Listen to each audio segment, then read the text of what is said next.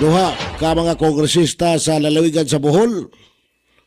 Ya dunay ubang mga probinsya pod naapektuhan sa reorganization human sa impeachment vote ni BP Sara.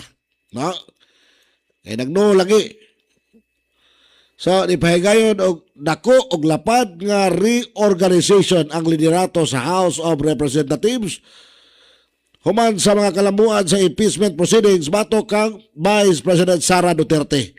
Ang maong reshuffle mo ninida o mga pagbag-o sa liderato sa nagkadaiyang committee diin ang mga kongresista nga mibutar og no o wa mo tambong sa pagboto nagatubang no og pagkatangtang sa ilang mga chairmanships samtang kadtong mibutar og yes nakakuha og gitudlo sa mga bag-ong posisyon.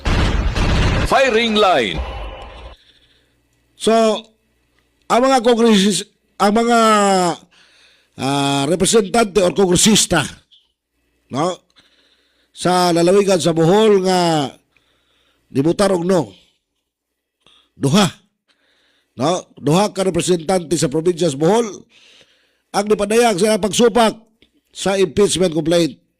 Mo ni sila gitangtang sa ilang tagstag sa kagihuptan nga committee chairmanships. Una, si Kongresista Maria Vanessa Banban Omentado, mga igala, sa 2nd District o Bohol. Gitangtang isip chairperson sa Committee on Ecology human sa halos o sa katuig sa pagpaderbisyo. Firing line. O niya gihulipan ni Representative or Kongresista Aniela Bianca Tolentino sa Batangas. Kinsa naghupot kanhi sa Committee on Climate Change karon gida ni Representative or Congressman Carl Nicolas Veloso Tuason, mga kaigsunan. Firing line. Pero ang baruganan ni Kongresista Banban Omentado no regret siya nga nibutar siya no ipadayag sa mga kongresista nga yung ibase kini sa iyang prinsipyo o pagpaminaw sa iyang mga konstituente. Firing line. Uban ni Arnel Bacalan. Maraming nga siya no regrets no o tangtangan siya sa iyang gihuptan nga komitiba. Ikaduha mo si Kongresista Christine Alixi Totor sa 3rd District o Bohol. Gitangtang isip chairperson sa House Special Committee on Globalization and World Trade Organization WTO. Ang nihulip niya si Kongresista Queenie Gonzales sa Mandaluyong.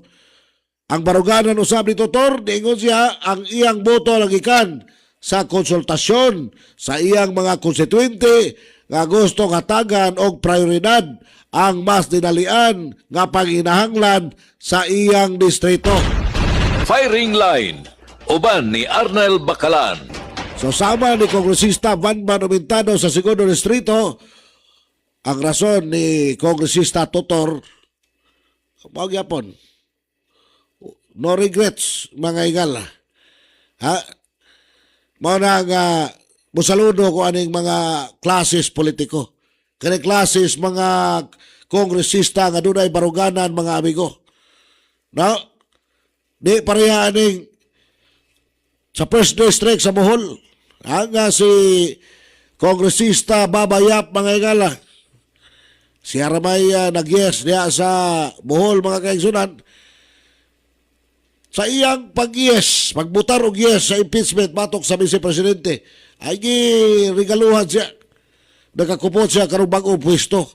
Gitudlo isip Vice Chairperson sa influential nga gamahanan, no? Influential kayo nga komitiba o gamahanan. No, House Committee on Appropriations nga gipangaluhan ni Kongresista Micaela Angela Maika Swansing sa Nueva Ecija o Senior Vice Chair nga si Albert Garcia Bataan, mga kaigsunan. Firing line. Nya isip usa ka mga leader sa committee nga nagduma sa national budget siyap mao ni mag-evaluate sa mga gastos sa budget hearings alang sa General Appropriations Act. Apil na ang pagpanalipod sa pondo sa infrastruktura o social programs para sa Bohol o sa Tibuok Visayas or Central Visayas mga kaigsunan. So gilauman nga magamit na niya ang iyang background sa accountancy gikan sa University of San Carlos o ang iyang siyam katuig nga serbisyo isip kanhi mayor sa Tagbilaran City adtong tuig 2013 hangtod sa tuig 2022.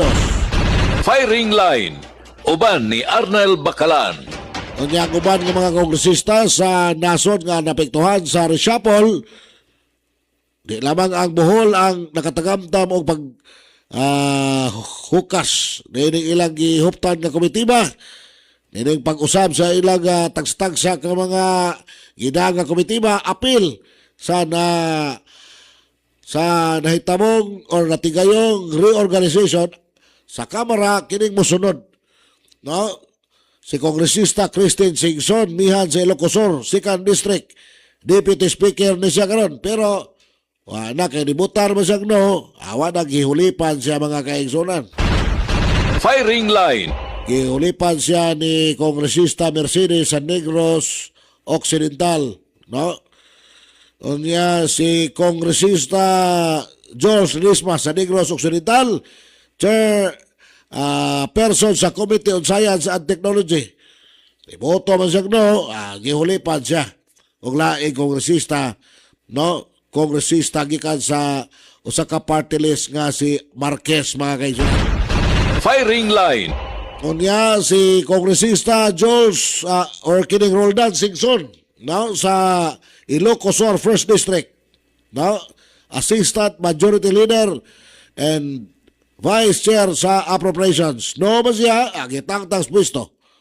Wapay gihulit.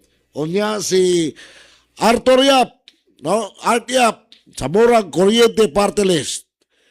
Ani absent man siya mga igala. Nagpaabot mas opisyal nga lakang sa iyang committee assignments mga igala. firing line, So ang maong reorganisasyon nagpakita sa mas lapad nga aksyon sa lideratos Kamara sa pag-realign sa committee uban sa mga mibarog kauban ang kadaghanan sa impeachment proceeding mga kaigsunan. Unya kining paghupot ng committee madugang budget mo na. Ha? So nawan-an sila silang gikuptan nga committee ba, nawan-an silang dugang budget.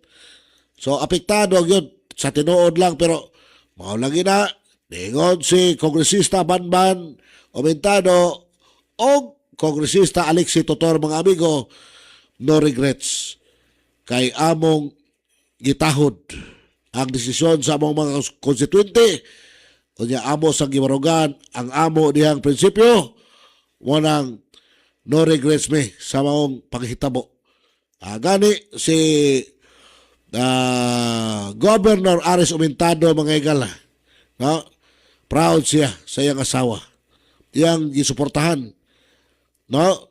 Gisaluduhan ni Governor Aris Umentado ang iyang esposa nga usa ka kongresista tungod sa pagdesisyon nga adunay clear conscience o pagpaminaw sa kabubuton sa katawhan mga igsoon. firing line, paghashas sa bisan unsang issue, pagpasabot sa anging hisgutan, ilaray sa firing line, uban ni Arnel Bakalan. Firing line! Alas 9:44 na.